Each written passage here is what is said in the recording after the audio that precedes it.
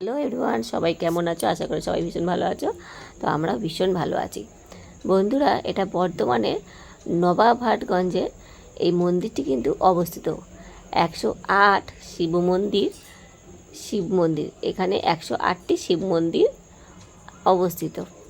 এখানে কিন্তু ঢুকতে গেলে টিকিট কেটে ঢুকতে হয়, মাথা পিছু 2 টাকা করে টিকিট। দেখো আমার বাবা টিকিট কেটে নিয়েছে, আর তারপরে আমরা ভেতরে প্রবেশ করতে পেরেছি।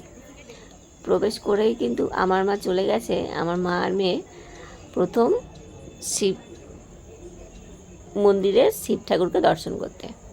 তারপরে আমরা একে একে সমস্ত ঠাকুরটা দেখেছি। এটা ভীষণ বড় একটা এরিয়া নিয়ে, আর একদম গোল করে মানে মন্দিরগুলো অবস্থিত। এটা আমরা প্রথমে ঢুকে ডান দিক থেকে শুরু করেছি এবং বাঁ দিক দিয়ে বেরিয়েছি। মানে এই সোজা আমরা গেছি, সোজা গিয়ে কিন্তু গোল করে ঘুরে আমরা দর্শন করতে করতে এক এক করে দর্শন করতে করতে তারপরে বাইরে আমরা বেরিয়ে এসেছি। অনেকটা বড় এরিয়া নেই কিন্তু এই মন্দিরটা। তোমরা কিন্তু এখনও যারা যারা যাওনি, বর্ধমানে গেছো কিন্তু এই মন্দিরে যাওনি, তোমরা কিন্তু অবশ্যই একটু ঘুরে এসো, খুব ভালো লাগবে।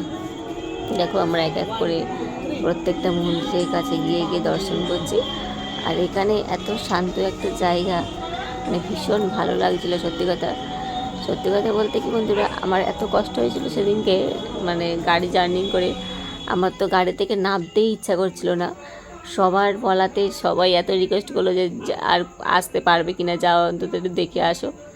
সবার কথাতে কিন্তু আমি গাড়ি থেকে নেমে আমি ভেতরে ঢুকেছিলাম। সত্যি সবার কথা শুনে আমি ঢুকেছি বলে আমি এই জিনিসটা দর্শন করতে পেরেছি, নাহলে হয়তো আমি দেখতে পারতাম না। সত্যিই ভীষণ ভালো লেগেছে দেখে।